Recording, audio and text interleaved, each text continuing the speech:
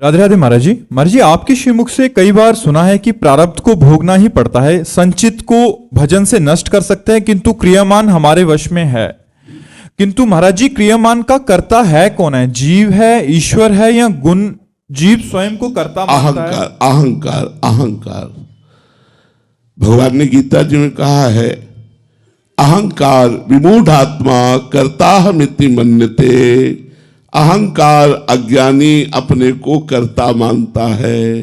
अहंकार, ये जो मैं करता हूं ना, मैंने ये किया, मैंने किया, मैंने ये किया और मैं ये करूंगा, ये अहंकार है। और इसी का नाश हो जाना मोक्ष है, इसी का समर्पित हो जाना भक्ति है।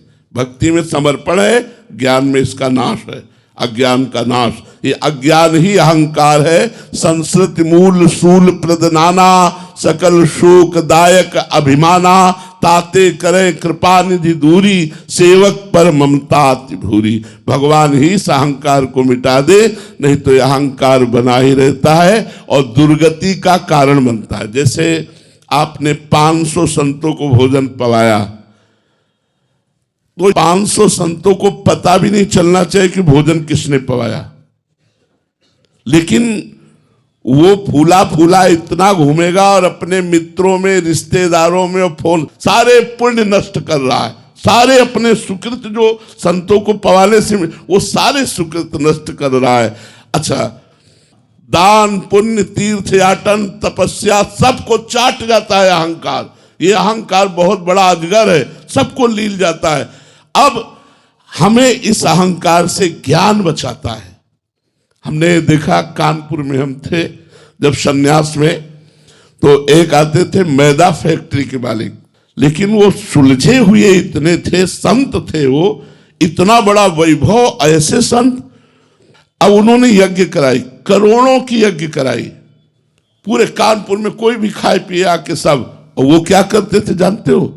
दोना पत्तल उठाने का वो काम करते थे। उनसे जैसे कोई पूछे कि इतनी बड़ी यज्ञ किसने, बोले ये हम जानते नहीं, हम तो हमें सेवा मिली दोना पत्तल। जैसे कोई खाक फेंक दिया तो दोना पत्तल उठाते, एक हाथ में झाड़ू एक हाथ में डलिया, और ये बचा के ले गए।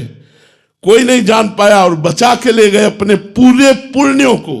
और यहाँ पोस्टरों पे छपाया जाता है, नहीं छपाया जाता। ये अहंकार, अहंकार को जिसने मिटा दिया वही भक्त, वही ज्ञानी। ये सब कर्ता भाव अहंकार का ही है। अहंकार हट जाए, जीवन मुक्त हो जाओ।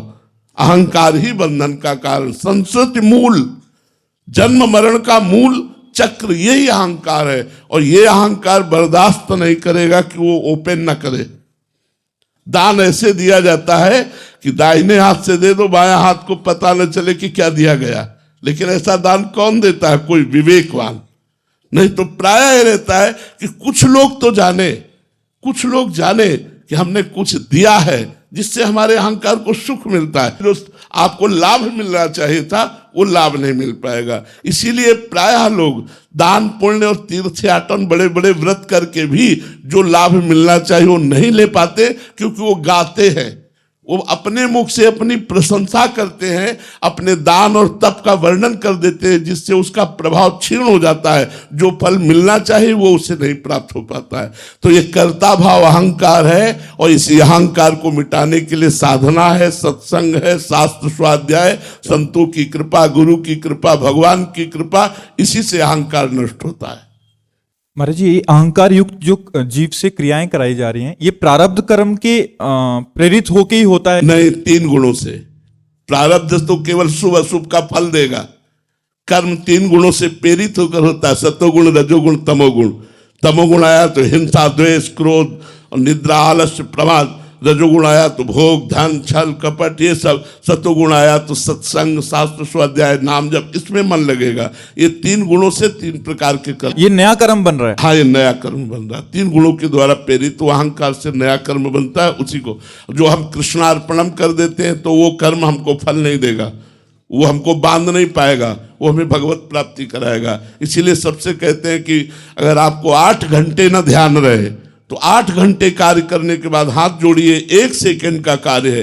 हे प्रभु, अमुक समय से लेकर अमुक समय तक जो हमने नौकरी किया, जो हमने क्रिया किया, प्रभु ये कर्म आपको समर्पित, कृष्णा अर्पणमस्तु। बड़ा मंगल हो जाएगा। आप देख लीजिए, बड़ा मंगल हो जाएगा।